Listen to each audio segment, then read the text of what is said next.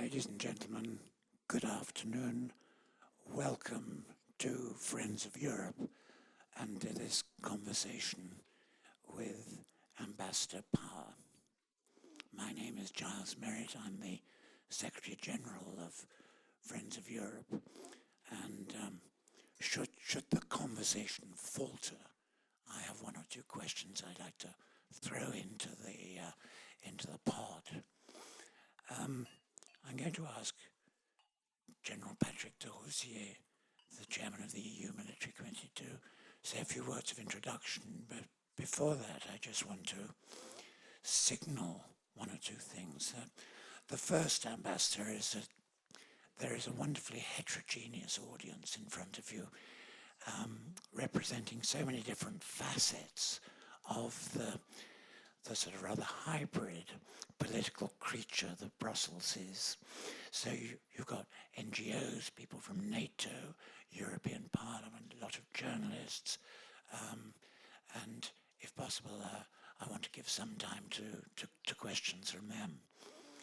I also want to perhaps sort of signal in advance a question, a curiosity on my part, and that is, you're going to talk about peacekeeping. And I want to know what we mean by peacekeeping nowadays. It seems to me to have become so complex. And in the aftermath of the Arab Spring, and with the Ukraine crisis opening out in front of us, I can't help wondering what we mean by peacekeeping. It used to be outreach to sub-Saharan Africa and so on, which Europe was good at. After the Arab Spring, and especially the Libya operation, isn't there a strong sense of you broke it, you own it, as in an antique shop? If at some point you can talk a bit about what peacekeeping actually is nowadays in this highly volatile new security picture, I think that would be very useful. And I'd also like to tempt you into talking a bit about the Europeans, because although militarily we tend not to pull our weight, in peacekeeping terms we do, but on the other hand, we do tend to march a bit out of step. So European unity is a bit of a problem, I suspect, and I'd encourage your views on that too. But anyway, so much for my curiosities. Let's turn to General de Rousier for an introduction and then go straight into your remarks, Ambassador. Madam, distinguished guests, ladies and gentlemen, it is my great pleasure and honor to introduce to you today Ambassador Samantha Power. I'm not sure you need to be introduced, but it is my great honor to do so.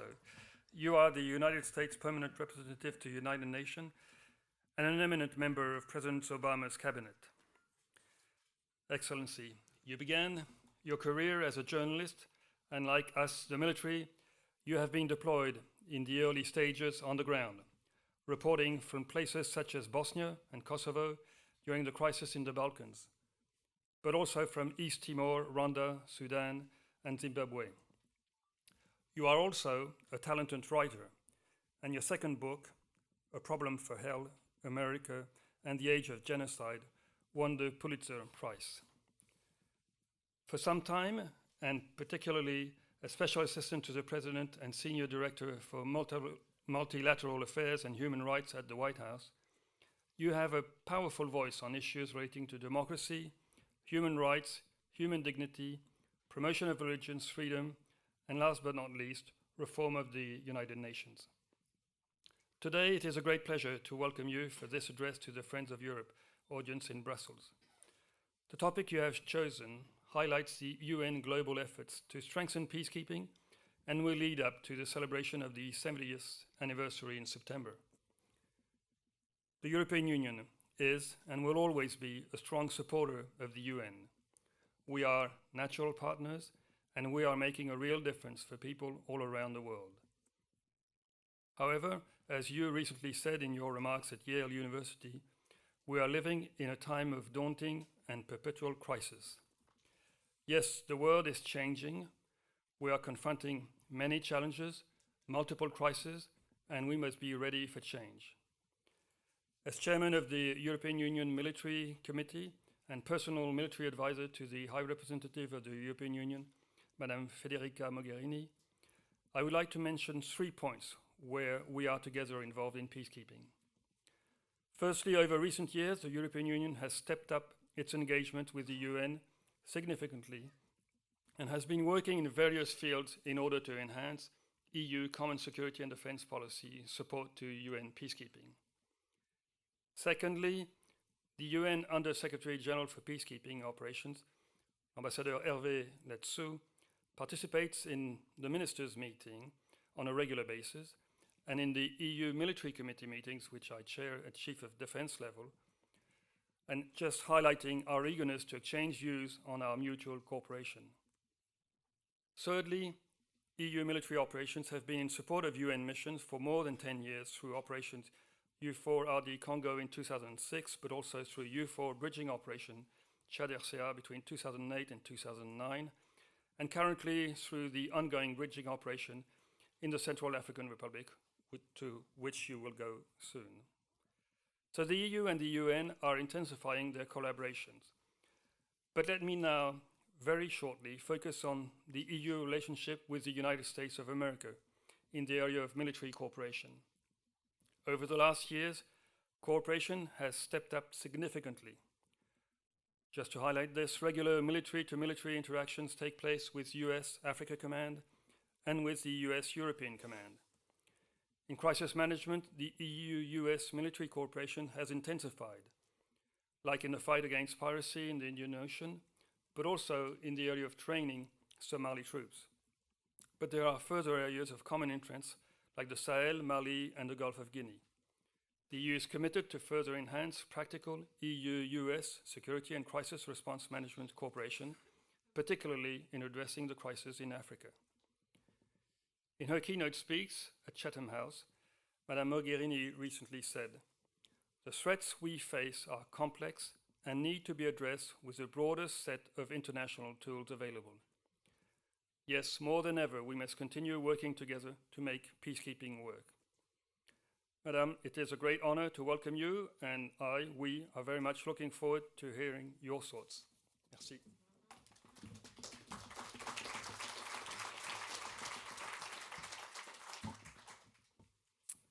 Thank you, General. It is great to be back in Brussels. It goes without saying in 2015 that we live in a time of myriad crises, conventional and unconventional, aggressive state actors and marauding non-state actors, nearby and far away. The United States and Europe have a vital stake in curbing conflicts beyond our borders. These conflicts can displace millions of people, upend markets, spill over into neighboring countries, and disproportionately hurt people who are already poor and marginalized. The instability created by these conflicts increasingly attracts violent extremist groups who seize upon the vacuum of authority to terrorize and abuse civilians. Battle-hardened extremists can use the territory they seize to plan more attacks, increasingly relying on foreign terrorist fighters, thousands of whom carry EU or US passports and can move easily between conflict areas and our cities. And in a vicious cycle, the suffering caused by these conflicts can help propel individuals toward the violent ideology of extremist groups, as well as serve as a powerful recruitment tool. As you well know, few of today's crises stay contained within national borders. Of the more than 3.4 million refugees displaced by the conflict in Syria, more than 60,000 Syrians crossed the Mediterranean in 2014 alone. Italy spent $150 million in 2014 on its Mare Nostrum operation, which was dedicated to patrolling the Mediterranean passage and which saved thousands of lives. When the operation was deemed too costly for one country to bear, a more limited $40 million EU operation took its place, and in the last few months, nearly 400 migrants have died trying to cross the Mediterranean. We also have a moral stake in ending the suffering and atrocities endemic to these conflicts. Over the last century, many Europeans experienced firsthand the horrors of living under regimes that brutally violate human rights. We don't want to live in a world where people drown at sea while fleeing abuses like those committed by the Assad regime. We don't want to live in a world where Sudanese soldiers can rape more than 200 women and girls in Darfur with impunity, as they are alleged to have done last October in the town of Tabit, or where Yazidi and Assyrian Christian men and boys are rounded up and executed by ISIL simply because of their faith, and women and girls sold like animals in open auctions. And we don't want to live in a world where a girl believed to be as young as 7 years old is used to set off a suicide bomb in a market in northern Nigeria, killing herself and 7 other people. I'm going to speak today about the ways in which the United States and Europe need to pool our resources and capabilities to address today's threats. And I'm going to emphasize, in particular, the importance of strengthening UN peacekeeping. Given the costs of conflict and the strain of trying to tend to so many humanitarian emergencies at once, it bears repeating that we need to improve our ability to prevent conflict in the first place. Long-term investments in development are, of course, key. European governments like Norway, Sweden, Luxembourg, and Denmark are models of generosity, giving more development aid relative to their size than any other countries in the world. Nonetheless, while we know that countries that do a better job of educating girls are generally more peaceful, some 62 million girls worldwide are not in school. We have to change that. Mediation, good offices, and preventive diplomacy are also vital weapons in our prevention arsenal. And it is notable that European governments provide 3/4 of the United Nations extra budgetary funding for these tasks. European leaders have also been at the forefront of efforts to seek a political solution to the Ukraine crisis, while European diplomats, Bernardino Leon in Libya and Staffan de Mistura in Syria, have put their own safety at risk to try to broker an end to needless violence. For diplomacy to work, we also need to raise the costs on those who escalate violence or pose a threat to international security, as the United States and Europe have done by ratcheting up sanctions on Russia for continuing to fuel deadly violence in eastern Ukraine. Tough multilateral sanctions on Iran have also played a critical role in bringing Tehran to the negotiating table to work toward a comprehensive plan aimed at preventing the country from acquiring a nuclear weapon. Crucial as these tools are, however, there are conflicts that cannot be resolved by mediation or salved by humanitarian assistance. Even though education investments can help prevent the rise of violent extremist groups, when Boko Haram abducts hundreds of schoolgirls, it underscores how dependent these educated kids are on basic security and how irreconcilable certain armed actors are. In those instances, the international community may have to resort to military force, and we, and by we I mean here the United States and Europe, must each have the capacity and the will to do our fair share in marshaling that force. To be clear, I am not advocating the use of military force in the place of the other tools in our shared toolkit. Even when military action is necessary, such as against ISIL, it cannot be the only or even the primary component of our response. We have to counter the messaging of violent extremist groups in social media, cut off the flow of foreign terrorist fighters, and lift up the voices of Muslim leaders who preach a different message. We also know that without inclusive governance that allows citizens to hold their leaders accountable, military efforts will not succeed. Indeed, it is our military leaders who constantly stress the limits of using military force. The United States looks to Europe as a strong military partner in our efforts to address the range of threats we face today. That starts with NATO. NATO has been the bedrock of our transatlantic security for more than 60 years, and in President Obama's words, is, quote, the strongest alliance the world has ever known, end quote. That cannot and will not change. We must keep NATO strong, not only to ensure the territorial integrity of each and every member state, but also to confront rising perils that NATO's architects could never have imagined, like those emanating from violent extremist groups. Beyond NATO, European military force can be brought to bear in other ways in service of our shared peace and security. A country may choose to deploy troops outside of a formal institutional arrangement, as a number of European countries, Denmark, France, the Netherlands, Spain, the UK, and others are doing today as part of a 60-nation coalition against ISIL. Acting in support of African-led efforts, France has also deployed troops under its own flag in Mali in 2013 and again in the Central African Republic later that same year.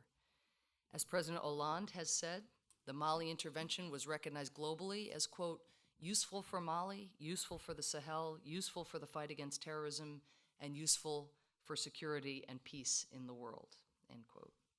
And while horrific atrocities have been committed in the Central African Republic, the bloodshed would likely have been much worse had the French not stepped in to support African troops on the ground. A country may also choose to provide military support under the auspices of the European Union. The EU has deployed several targeted missions, including 700 troops who help protect the Central African Republic's main airport, a key hub for humanitarian supplies, where thousands of people also took refuge. 600 troops who are now helping keep the peace in Bosnia, and 1,200 sailors who protect ships and carry out counter-piracy operations off the Horn of Africa. Since 2007, the EU battle groups have offered rapidly deployable battalions of between 1,500 and 2,000 troops, which could make a critical contribution to international security. But the battle groups have not deployed in the 8 years since they were created. That is regrettable, given the many worthy causes. And the battle groups are extremely costly. In the first 6 months of 2008, Sweden spent $130 million on its turn in the rotation. These rotations tie up thousands of troops who might otherwise be deployed in the field to save lives. Another means by which a European country can advance our collective security, and one I will argue today has a lot to offer, is UN-led peacekeeping operations. Some critics claim that UN deployments detract from NATO's core mandate or missions. Others claim that the United States does not respect these deployments or views them as soft. Both claims are false. The United States values Europe's military contributions to peacekeeping.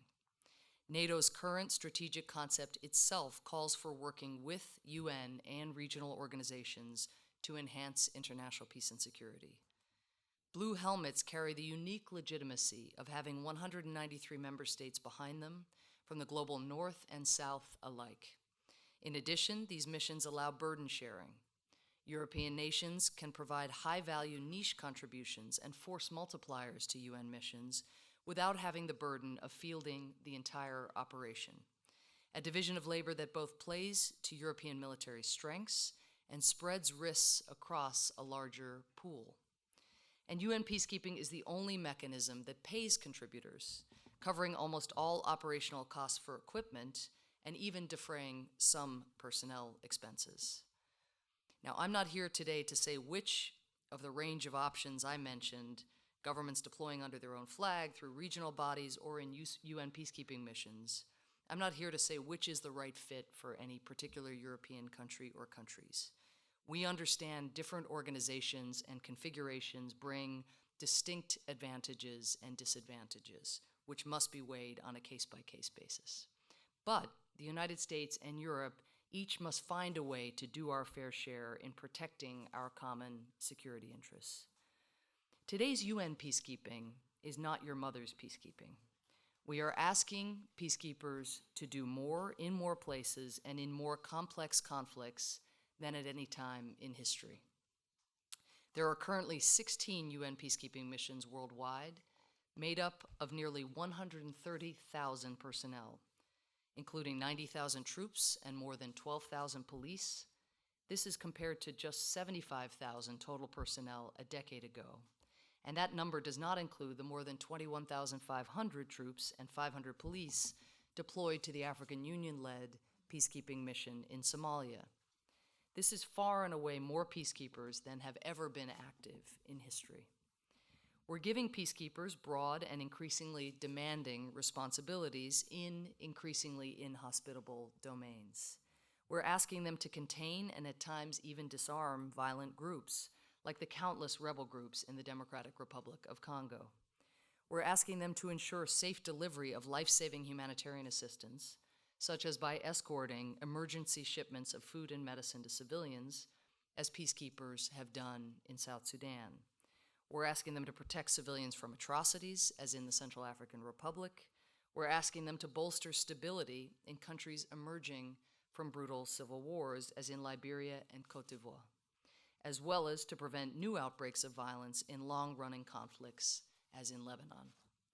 And in virtually all of these missions, we are asking them to carry out these duties in countries where governments are extremely weak and often struggle to meet the basic needs of their citizens. Today, 2/3 of UN peacekeepers are operating in active conflict areas, the highest percentage ever. Peacekeepers often deploy to areas where rebel groups and militia have made clear that they intend to keep fighting. And the warring parties in modern conflicts now include violent extremist groups who increasingly terrorize civilians and treat peacekeepers as legitimate or even desirable targets. Some say that we're asking too much of UN peacekeeping, but we are asking more of peacekeeping because today's threats demand peacekeepers play such a role. These new challenges and responsibilities are the reason that UN peacekeeping needs European militaries more than ever. European troops have extensive training, professionalism, and high-end equipment. European countries can also provide high-value niche capabilities like medical units, engineering companies, attack helicopter units, and teams to conduct intelligence, surveillance, and reconnaissance, or ISR. UN peacekeeping would benefit exponentially from the kinds of contributions that European countries provided to the NATO-led mission in Afghanistan, ISAF. 4 years ago, European countries had approximately 35,000 troops in ISAF. Today, that number has decreased to 2,000, freeing up troops who could make a tremendous difference elsewhere. Germans and Danes who piloted utility helicopters in Afghanistan, moving essential supplies and equipment across territory, could provide the same critical mobility assets to peacekeepers across large swaths of Darfur. Italians and Spaniards who ran military hospitals in Afghanistan could provide the same high-quality medical care to peacekeepers combating violent extremists in Mali. Romanians and Czechs who protected ISAF bases by patrolling, manning checkpoints, and conducting cordon and search operations could do the same for UN bases in South Sudan, where more than 100,000 displaced civilians have fled to UN bases for their lives. Beyond the direct impact of these contributions, greater participation by European militaries will also help improve standards and modernize systems within UN peacekeeping missions.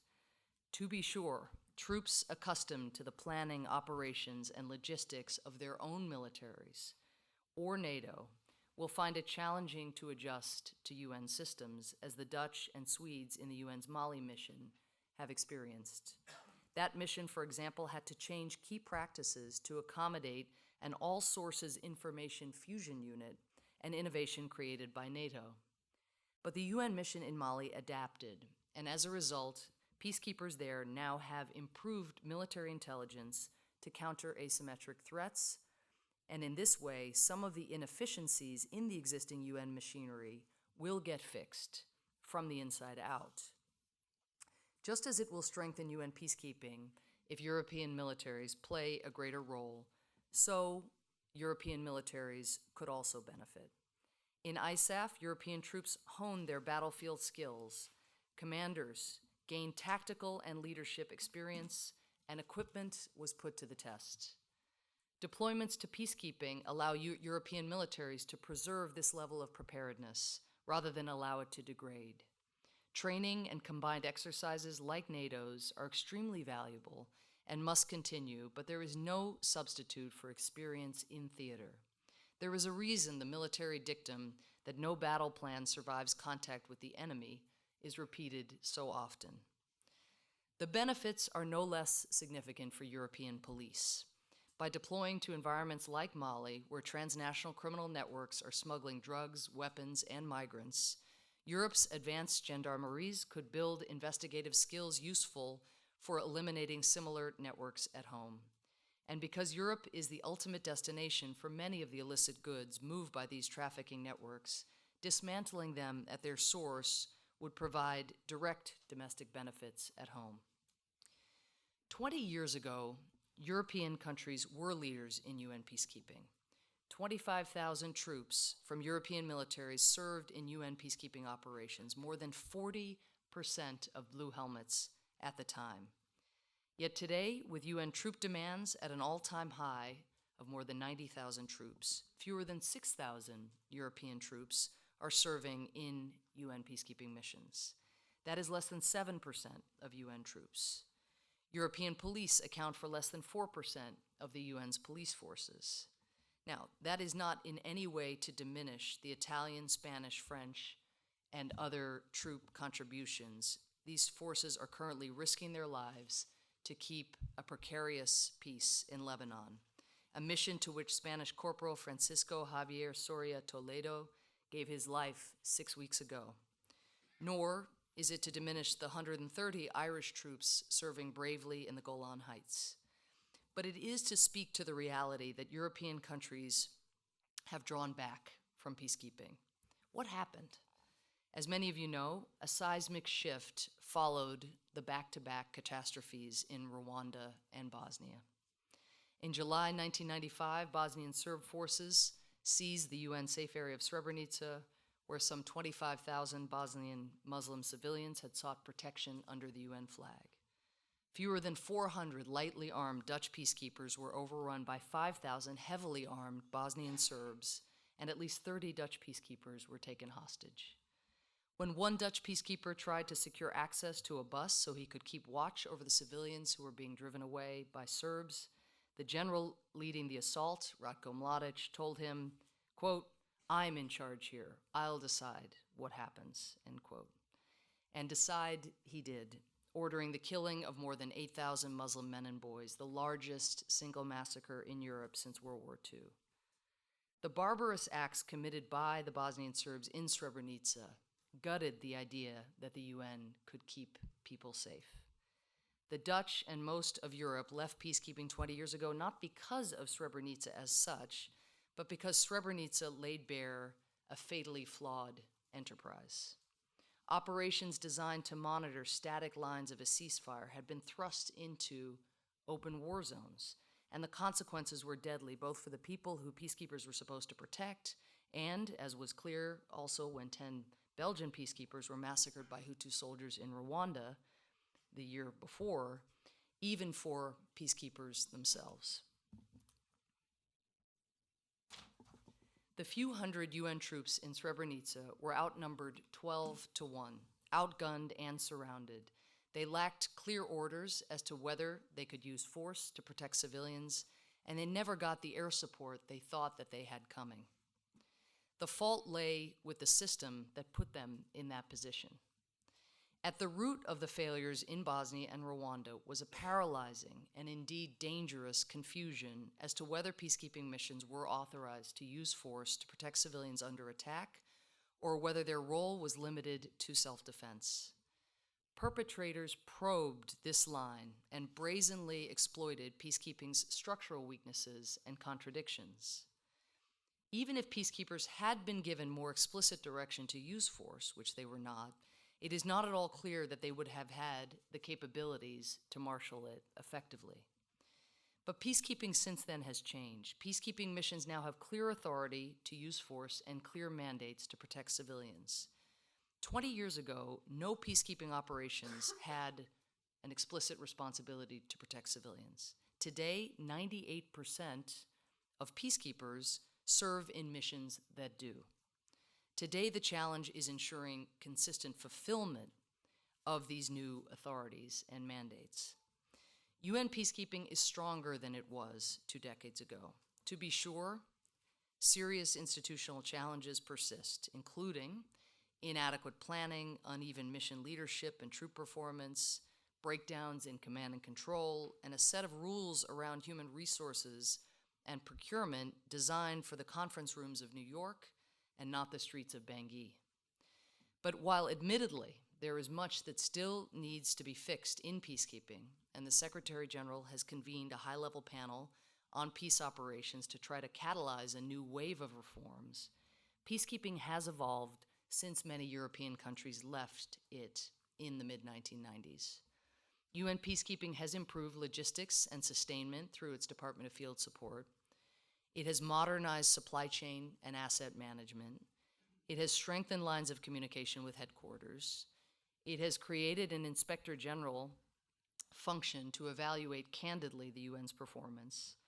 It has introduced a capabilities-based reimbursement system for troops, and it has developed a far more integrated approach to crisis situations, drawing on military, police, and civilian tools. This is why, after several national inquiries into the breakdown at Srebrenica, after parliamentary hearings, and after a very difficult domestic debate, in late 2013, the Dutch government decided to make its most noteworthy contribution to UN peacekeeping since Bosnia, sending troops to Mali. Prime Minister Rutte wrote to the Dutch parliament, quote, "We have learned the lessons from the past," end quote. He argued that unlike in Srebrenica, the nature of their deployment and the institutional framework of peacekeeping would ensure that Dutch soldiers would be able to fulfill their duties while protecting themselves. The Prime Minister recognized that to protect Dutch security, the country had to take on missions far from home. He said, quote, "Because of the terrorist threat, this conflict is not just a major problem for Mali, but it affects the entire region and the international community as well," end quote. The Netherlands has now deployed more than 450 UN peacekeepers to Mali. They did not pick an easy mission.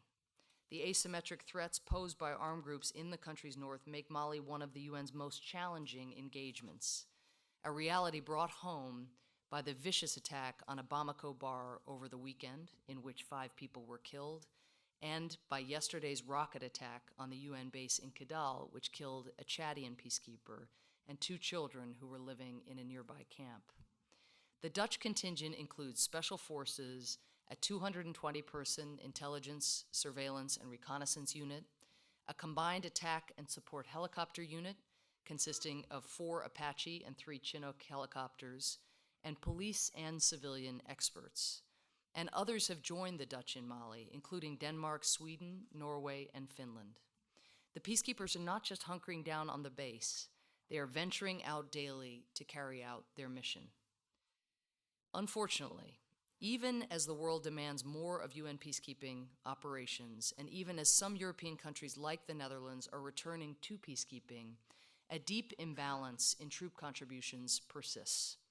Low-income countries with per capita income less than about $1,000 per year account for around 12% of the world's population, yet they contribute 43% of the UN's troops. And while many soldiers from these countries have shown tremendous bravery and resilience, they are the first to say that they often lack the training and equipment for the circumstances in which they find themselves. Obviously, it is not the job of the United States or any government to tell European countries how to maintain peace and security. But it is essential that each of us does our fair share. And to that end, let me tell you how the United States is doing our part. As we speak today, the United States has military personnel deployed to over 100 countries in every region of the world. Our 10,000 troops remaining in Afghanistan under Operation Resolute Support are committed to sustaining Afghan national security forces in support of the Afghan government and people. Throughout the Middle East, we are pursuing violent extremists in the region, both directly and through local partners. And we currently have 2,600 troops serving in the global coalition to combat ISIL. In recent years, we've deepened our already strong security ties in the Asia-Pacific region, from deterring North Korean aggression to providing life-saving humanitarian aid following Typhoon Haiyan in the Philippines. Forward-deployed U.S. service members continue to provide for the collective security that has helped enable Asia's remarkable rise. Our forces in Africa are working with a broad range of partners, including many of you, to build stronger governance and defense institutions and professional, capable military forces. We recently deployed 2,800 troops to Liberia to help stop the spread of Ebola, just as in 2010 we sent 17,000 troops to Haiti in the aftermath of that country's devastating earthquake. The U.S. Navy remains forward deployed 365 days a year to ensure that the world's vital sea lanes from the Strait of Malacca to the Strait of Hormuz remain open to global commerce and use by all. And finally, I don't have to tell this room that the United States' continued commitment to the collective security of NATO and peace and stability in Europe remains absolute. Another key part of shouldering our security burden is ensuring that each country takes on its fair share of the costs. The United States and our European allies have committed to dedicate to defense spending a minimum expenditure of 2% of our country's respective GDPs. Given the range and severity of the crises we face today, one could reasonably argue that even in trying economic times, that proportion should be higher. Yet only 2 allies are even meeting the benchmark, and most allies are reducing, not increasing, military spending. Given the threats that exist around the world, this is deeply concerning.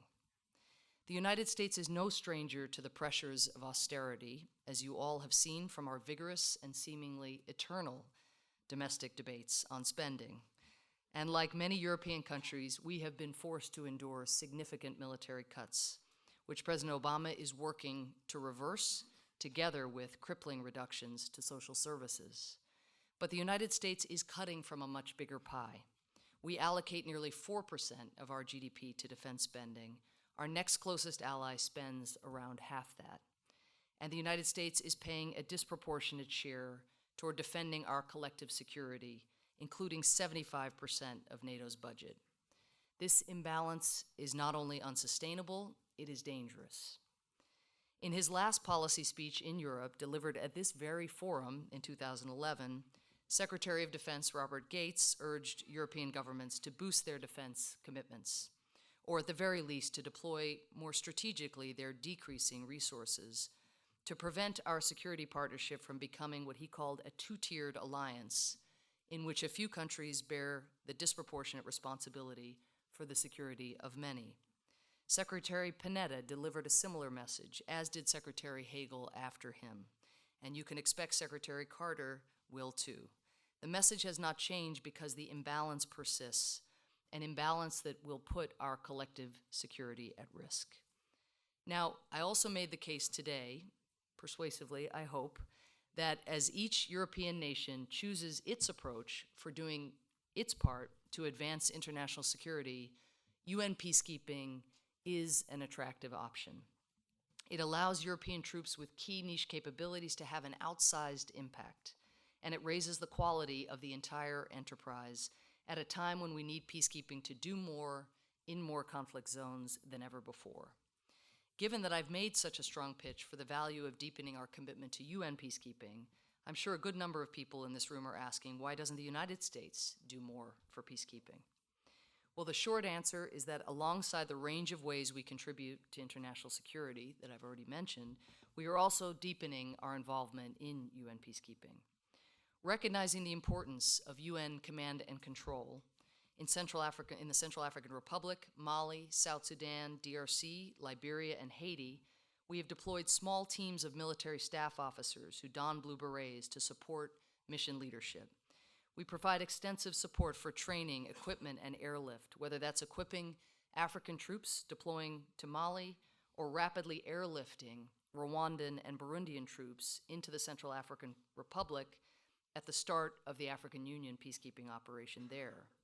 We have just launched the African Peacekeeping Rapid Response Partnership, which will dedicate $110 million per year for 3 to 5 years to build the capacity of key African troop-contributing countries so that they can deploy more rapidly to peacekeeping missions, an initiative in which we would welcome the participation of European countries. We're also doing more to share our unique knowledge of confronting asymmetric threats, like the ones peacekeepers are confronting now in Mali and Somalia.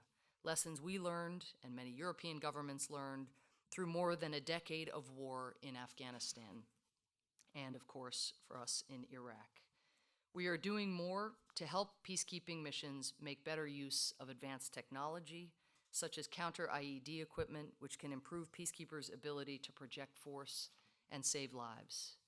We maintained 1,400 troops in peacekeeping operations in Kosovo and Sinai. We continue to look for gaps that we are uniquely positioned to fill, such as by building base camps for the UN peacekeeping operation in the Central African Republic, which we have just done. And of course, we cover more than 28% of the costs of UN peacekeeping, more than $2.5 billion this year. President Obama views strengthening UN peacekeeping operations as a strategic priority for the United States. Back in 2009, he gathered the leading troop contributors to peacekeeping to thank them for their contributions and to solicit their thoughts on how the enterprise should be improved. In 2010, in his Nobel Peace Prize speech, he underscored that, quote, "We must strengthen UN and regional peacekeeping and not leave the task to a few countries," end quote. And on the President's direction, last September, Vice President Biden convened a peacekeeping summit alongside the UN Secretary General and leaders from Japan, Rwanda, Pakistan, and Bangladesh, and ministers from another 20 countries. The goal of that summit was to encourage new concrete commitments of support to missions, and indeed a number of countries stepped up notably. Sweden announced that it would deploy 250 troops to Mali to conduct intelligence, surveillance, and reconnaissance. Indonesia announced that it will more than double its deployment of troops to peacekeeping from 1,800 to 4,000. China announced that it will continue to expand its participation, already at more than 2,000 troops. China is now the 13th largest troop-contributing country. Latin America stepped up, with Chile voicing a willingness to make vital contributions to support UN peacekeeping operations outside Latin America in Africa. Mexico announced that it would deploy troops to UN peacekeeping for the first time in 60 years, while Colombia announced an intent to contribute troops for the first time in its history. Regional leaders are rallying their neighbors to do more. The Netherlands recently hosted a meeting of European countries, and in the months ahead, Uruguay, Indonesia, and Ethiopia will each host senior-level regional meetings in their respective regions to urge new troop and police commitments. Rwanda will host a senior-level meeting focused on improving the protection of civilians in the field. And at the end of this month, chiefs of defense from almost 100 countries will gather at the United Nations in New York for the first time ever to discuss how to strengthen peacekeeping. Building on all of this momentum, I am pleased to announce today that this coming September in New York, on the 70th anniversary of the founding of the United Nations, President Obama will convene a summit of world leaders to help catalyze a wave of new commitments. It is in the interest of the United States and Europe to leave UN peacekeeping more capable, more nimble, and more reliable than it has ever been. The coming summit will take significant steps to strengthen peacekeeping, including by addressing 3 core needs that the United Nations has identified. First, the UN needs countries to help it close the enduring gaps that hamper existing peacekeeping missions. The peacekeeping operation in Mali is still short 2 C-130 aircrafts that could transport troops and equipment across theater. The operation in the Central African Republic is still short attack helicopters that could reinforce infantry and help protect civilians. These are intolerable gaps and just a taste of the shortfalls today that are undermining mission performance around the world.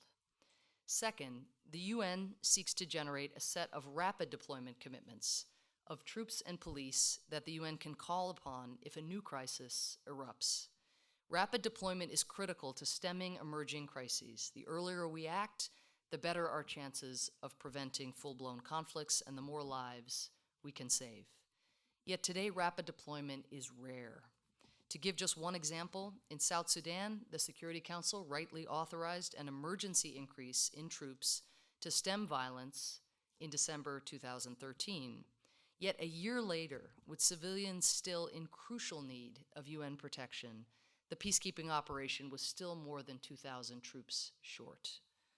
For European countries, committing to rapid deployment would not require special arrangements or dedicated troops as EU battle groups do. European countries demonstrated in Lebanon in 2006 that they can deploy troops to UN peacekeeping on very short notice. And these rapid deployment contributions would be for a finite period of time, allowing European troops to move quickly, establish a robust presence, and then hand off to the next wave of troops.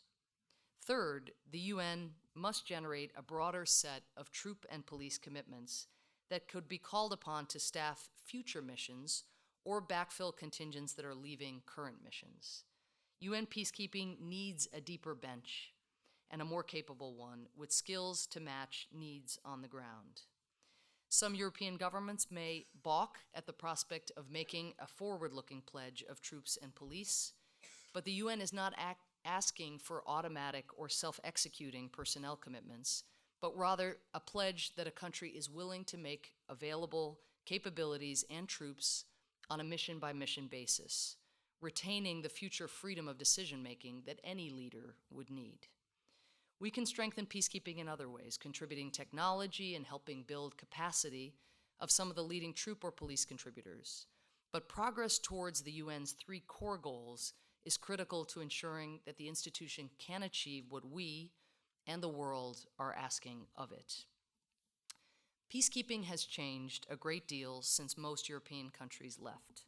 Deployments are more robust, and peacekeepers have clear mandates to protect civilians. But failures like the one last year in the Congolese town of Mutarule, where UN peacekeepers stayed on their base while more than 30 people were massacred a few kilometers down the road, are still too common. These failures persist in part because some peacekeepers still question whether it is their job to protect civilians. But those holding this view are increasingly in the minority. More peacekeepers are embracing their core responsibility to keep people safe, with African countries like Rwanda and Ethiopia taking a leading role. And yet, in spite of this important evolution, UN peacekeeping operations often lack the full complement of capabilities to make these aspirations a reality. That is where European troops could help the most, providing niche assets to make peacekeeping operations more effective. Infantry troops can do more preemptively if they have good military intelligence on threats to civilians. Peacekeepers can take greater risks if they can count on high-quality medical support. Troops can patrol more actively if they know attack helicopters stand behind them.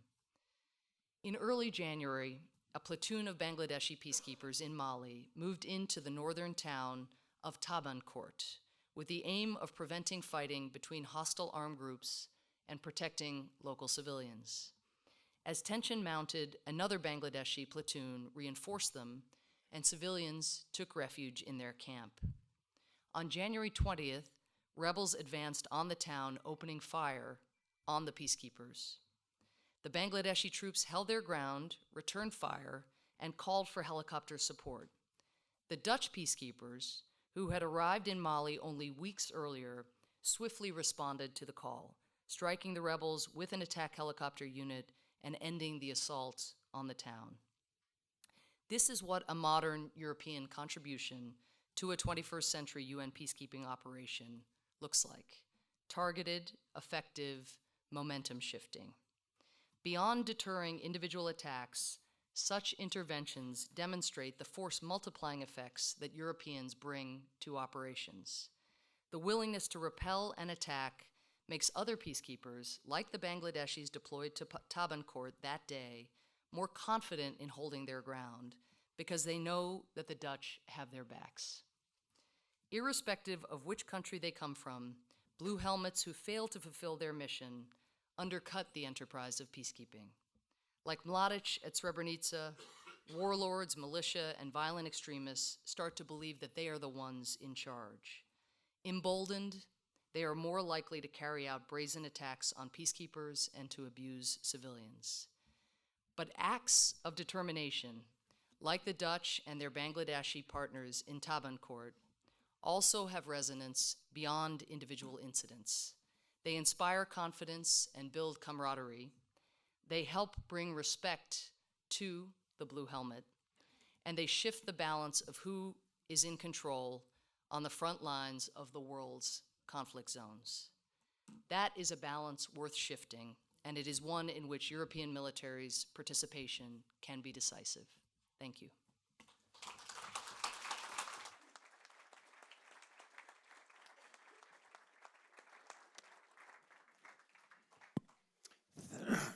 Thank you very much indeed, Ambassador Power. I'll come to the hands in a minute.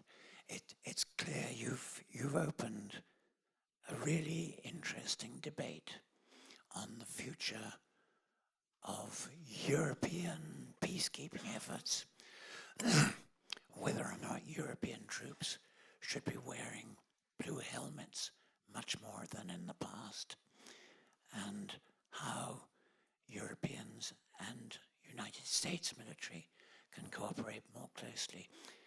It'll be interesting also to see whether the debate you're opening somehow gets mixed up with the debate that Jean-Claude Juncker, the President of the European Commission, has just started to mention, which was the rather unexpected idea of reopening the 60-year-old debate about whether there should be a European army.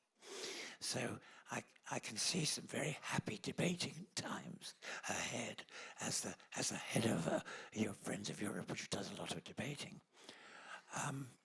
Let's group up the questions and let's ask for people to identify themselves and keep their questions really short. Okay, we'll start at the front and work back, and then Hi, over there. Ambassador Terry Schultz with National Public Radio and CBS. I'm going to follow up on what Giles said. With President Juncker saying that he would like the EU to look again at establishing a new army, do you think, given what you've just explained to us, that this would be a useful pursuit for the European Union, or would you like to see them, instead of establishing a new army which may or may not duplicate NATO's role, put more into the missions that you have described here? Okay, thank you. I'm going to group up three, I think. Let's take this lady behind. Yeah, go ahead. Ambassador Power, Lawrence Norman at the Wall Street Journal. Can you just be specific? Do you want the EU to return to the levels that it had 20 years ago in terms of peacekeepers? I think you said 40% of total troops. And I think you said the 2% goal may not be high enough for defense spending. What do you think it should be? Thank you very much. And just in front here, this lady here. Ambassador of Bosnia and Herzegovina. Ambassador Powell, thank you very much for drawing our attention on that what's happened in Srebrenica. On 11th of July, it's going to be exactly 20 years when the worst genocide after the Second World War happened in Europe, in Bosnia and Herzegovina. However, we are strongly supporting key missions. We think we are participating in them, and we think that much more people, much more countries should give whatever they can in order to strengthen participation. But the question which I have is, after Srebrenica, people are still struggling to locate and to bury the dearest one. And the truth about genocide has been denied, even in Bosnia and Herzegovina, in a relatively large part of Bosnia and Herzegovina. So what after peacekeeping missions, what we can do, how long we have to wait to normalize situation, even with the fact that we are willing and we are participating in peacekeeping missions. On other side, we have, keep that very short. On other side, we have a real problem. We are not member of MEP, we are not member of NATO. So how small nation as people of Bosnia and Herzegovina, as Bosnian people, can really go forward? And I think it is not a question which is applicable only to us. It is a question which is going to be applicable to all those countries where peacekeeping operations are taking place. Thank you. Thank you. There's a mixed bag. Okay, it works great. Thank you all. And thank you for listening to such a long speech. Let me take the questions in turn. I think that I would caution against an emphasis on form over substance, at least certainly from me. I described in my remarks the centrality of NATO to international peace and security, not only for 60 years, but going forward, particularly as new threats loom relatively close to home here in Europe. I described an EU deployment that took some time to get off the ground to the Central African Republic, but ultimately made an important difference. And indeed, the general just learned that the general's son is in the Central African Republic as a medic, providing medical support to peacekeepers and to local people. So the European Union, again, when it can gather, coalesce, decide upon a mission and gather resources from across the continent, can make a very, very important difference. And then, of course, you have examples like the French in Mali and in the Central African Republic operating under their own flag, similar to the way that the United States, did in Haiti after the earthquake, and that's a way of doing it too. I think the issue is not so much which form, but rather our countries maintaining the capabilities. In tough economic times, are they mustering the political will? Can they mobilize domestic support? Certainly, the threat environment, and particularly as threats migrate to Europe, as we've seen with a number of attacks just in the last 6 months, should provide important reminders of the importance of dealing with these kinds of crises at their source. But as yet, we have not seen that threat environment translate into an increased allocation of resources. And that notwithstanding the fact that troops and police are coming home from Afghanistan, and that might free up additional resources to deploy in other missions in other ways, we aren't seeing yet, and unless others want to perhaps educate me here on my trip to Brussels, there's nothing visible yet that would indicate that that is happening. And then, of course, I mentioned peacekeeping, and I'll then go to the second question, as another venue where European countries are already contributing a huge share of the peacekeeping budget, could use their unique capabilities, make relatively modest, the Dutch intervention that I've described is 450 troops, modest contributions that can have catalytic effects on the whole mission. And that's what this effort that the UN is undertaking this year to enhance the capabilities it has at its disposal, to get more advanced militaries, more sophisticated militaries involved in peacekeeping. And in terms of the question from the Wall Street Journal, I would only note that the 2% marker, which we have agreed upon, is a consensus commitment. But as I mentioned, it's, I believe, only been met by 2 allies, again, apart from the United States. So it's probably not productive to talk about what it should be in some abstract world. This is an important figure, and again, one that was embraced by all leaders. And again, irrespective of which of these different venues one chooses to contribute to or contribute through, at the core, it's each country and what it does within its national military or policing, for that matter, framework that is going to dictate how much it has to contribute, whether through the EU, through the UN, or acting under its own flag or in a coalition like that against ISIL. Finally, on Srebrenica, I would only say that on the genocide denial, that denial says a lot more about the denier than it does about the facts of what happened 20 years ago. It is a very somber anniversary approaching, and mercifully, there's been a period of relative peace, but of course, underlying issues among the parties in Bosnia, many of them yet unaddressed, and they need to be addressed. I think that the 20-year marker will be an occasion where the deniers will feel more and more isolated as dignitaries travel from all around the world. I was there on the 10-year anniversary and the 15-year anniversary, and it's an extremely moving event, and it really is a time where people sort of, place themselves back in that moment of such a collective failure on behalf of your people.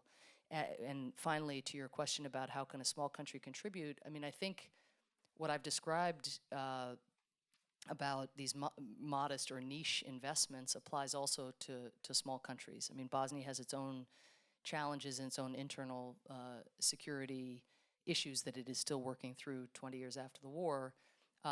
But whether it's police officers or, again, staff officers who can help in command and control, people who have experience in demobilization or security sector reform, which still, again, has a ways to go, but has come a long way in 20 years.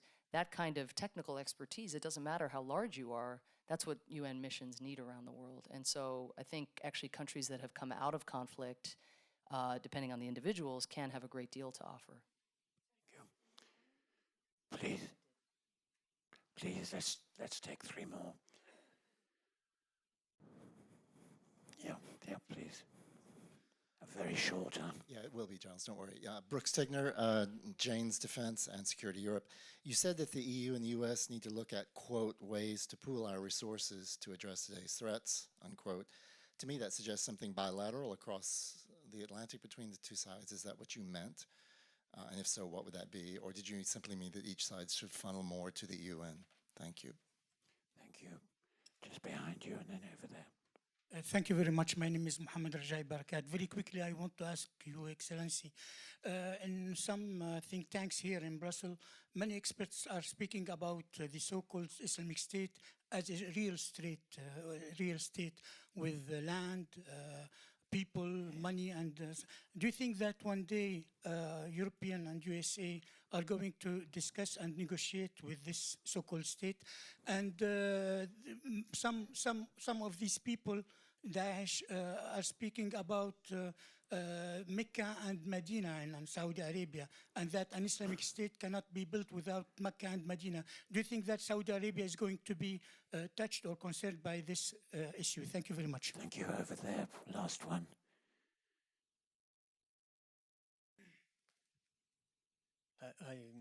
Francesco Guarascio, Reuters.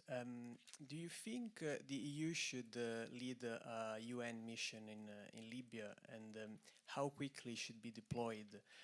Should be after a deal is reached among warring factions in Libya, or even before? Thanks. Okay, let's take those 3, Ambassador. Okay, with regard to the first question from Jane's Defense Weekly, I tried to articulate in my remarks the range of ways in which the contributions would occur. So I'm not exactly sure what bears repeating. The idea of pooling resources means contributing more in terms of ensuring preparedness for each of our militaries. That's again why President Obama is fighting the sequester, both on the military side and the social services side. It's why we think the 2% target needs to be met.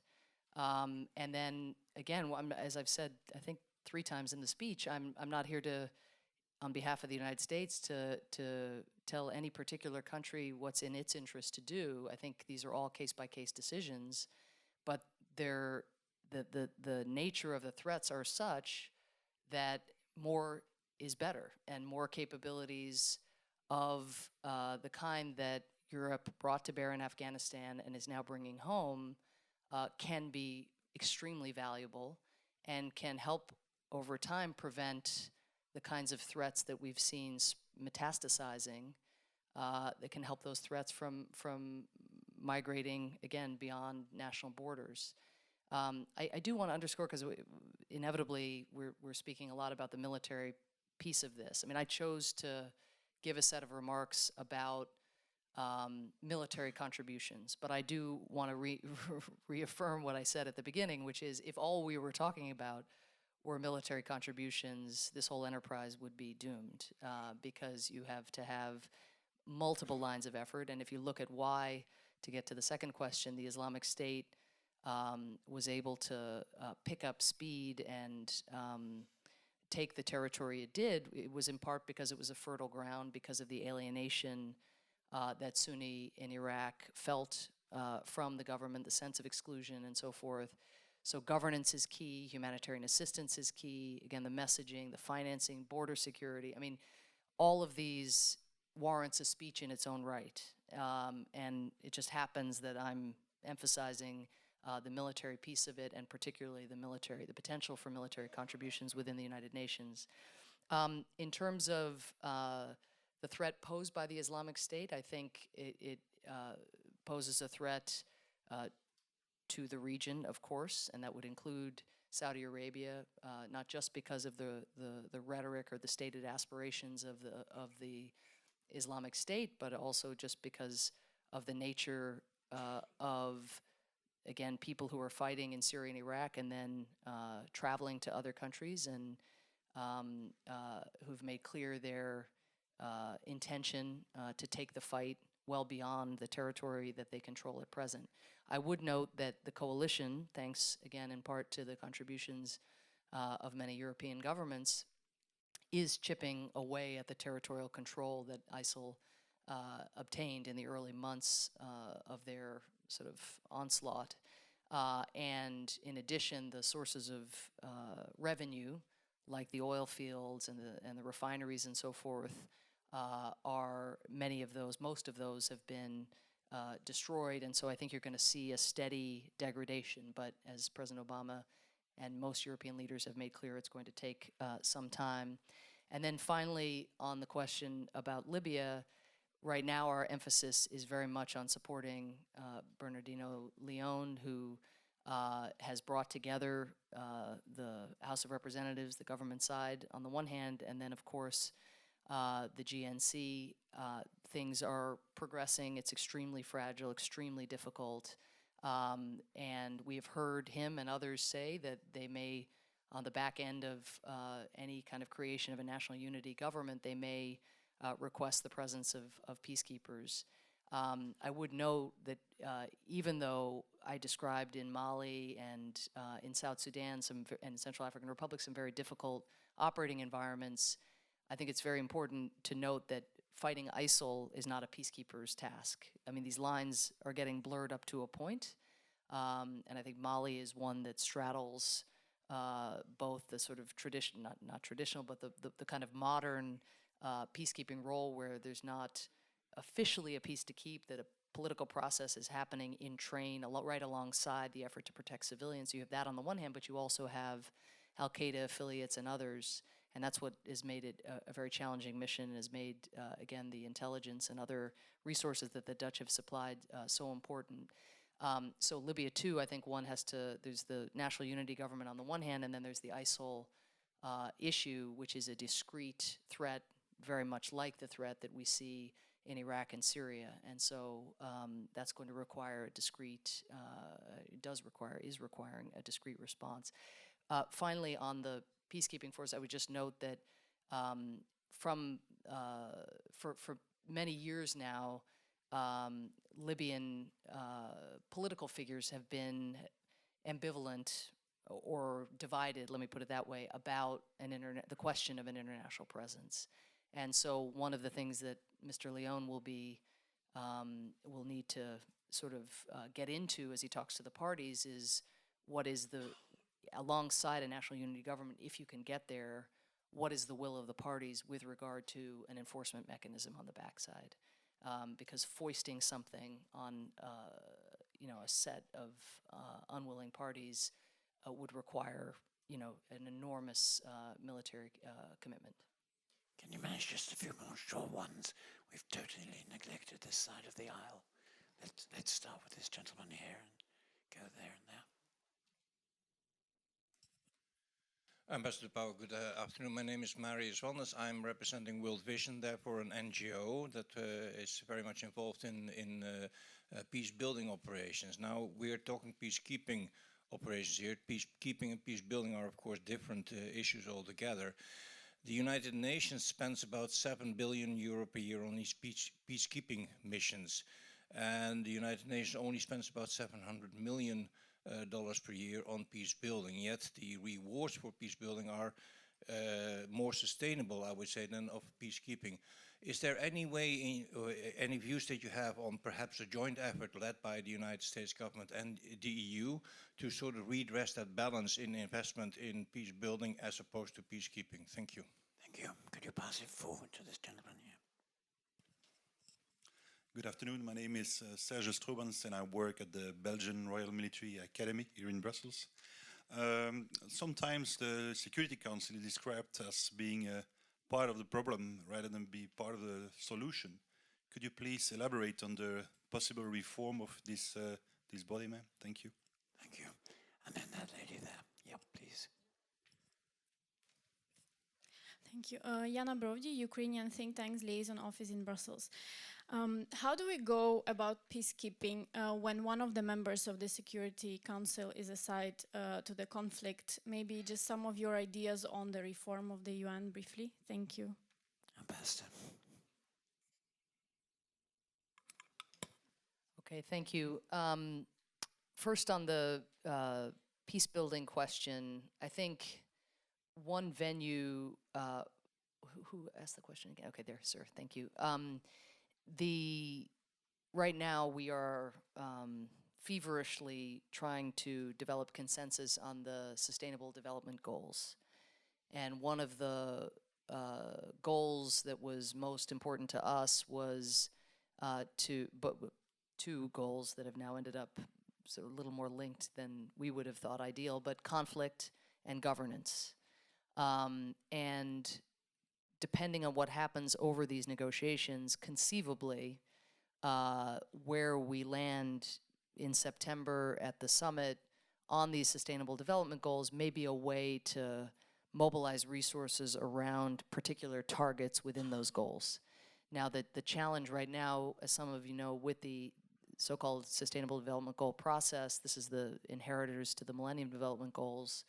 So these will kick in 2015 and look out another 15 years, is that the list of goals is much longer, at least at present, than they were before, and there are concerns that thus efforts will be diluted. So we will need to work with our NGO friends and others to really highlight those goals around and those targets specifically, work together in the coming months, not only to make sure that seek to make sure that the targets are implementable and measurable, but then also, again, try to do the mobilization on the back end, but very specifically around this set of issues. And I can just tell you that President Obama agrees completely with the premise of your question, and that's why, again, there's a slight selection bias in the fact that I chose to speak today about military force, but one could speak at great length about the development challenges. And then in the post-conflict period, every post-conflict period is a pre-conflict period as well, potentially. And yet that's when the peacekeepers have left, steam sort of is let off and there isn't the same level of attention. In part, frankly, because of the nature of assessed dues and where the resources go. Getting peacekeeping missions, though, as they taper off to perform more of the civilian, the policing, the DDR, the security sector reform, that can also be part of that bridging period that's so important. The second and third questions are similar, I suppose, in terms of Security Council reform. It is very challenging to sit on the Security Council with a country that has attempted to lop off part of its neighbor because we're sitting on the Security Council with a stated mission of promoting international peace and security, not with a stated mission of lopping off part of your neighbor. So that is challenging. Very challenging, and it means that the Security Council is much more limited, of course, in what it can say and do, though I would note that when President Putin attempted to annex Crimea, we mobilized, even though, of course, Russia vetoed the resolution, and that was to be predicted, we did mobilize 13.5 votes against the annexation of Crimea, and the fact that China abstained on that vote rather than voting with Russia, I think was significant. We also, because the General Assembly is not blocked in the same way, we went to the General Assembly and 100 countries voted against the Crimea annexation or the idea of recognition and for Ukraine's sovereignty and territorial integrity, and that has an important tangible consequence because it means that that has the force of law within the United Nations, and thus the maps will not change, and Crimea will remain part of Ukraine. And so again, over time, hopefully we can make an impact for the people of Crimea who've suffered terribly since the annexation, particularly, as you know, the Tatars. So that's in terms of Ukraine and something very close to home. On Syria as well, it's been really devastating to the credibility of the Security Council, devastating above all to the people of Syria, that we have not been able to mobilize consensus. There have been now 4 Russian vetoes of Security Council resolutions. Really only chemical weapons is the only issue on which, and we just had another vote last week, which was actually very important, that Russia was prepared to support a condemnation of chlorine use in Syria. So there's little pockets where you can eke out cooperation, but the core issues in Syria, the Security Council, because of the Russian vetoes, have not been able to address collectively, and that division, I think, is something that only the worst actors take advantage of. In terms of reform, I think certainly since I've been there, we've been trying to enhance the transparency of what we do more ARIA sessions and kind of informal dialogues, and bringing into our discussions and seeking to do more of this the troop contributing countries who are putting their troops in harm's way. Again, we need to get more systematic about that because they're very frustrated. They get handed these mandates and often have not had a hand in shaping them. So these are kind of procedural reforms. The larger question of Security Council reform, membership reform, does not, there is a very live debate underway in New York because of the 70th anniversary, but the divisions among member states remain very, very significant from what I can tell. Now that may, at a moment's notice, it could give way, and certain proposals could gain momentum, and we are again open to a reform proposal that does, that in our judgment would enhance not just the representativeness of the Security Council, because we know that that needs to be more representative, but of course also we're looking at the overall effectiveness of the body and not wishing to see more Syrias and more paralysis and so forth. Ambassador, thank you very much. We've run 20 minutes past our allotted time. I'm getting what you might call diplomatic winks from the front row. So I'm going to thank you very much indeed for opening a really interesting debate. And I trust that as you crisscross the Atlantic and the world, next time you come back through Brussels, we can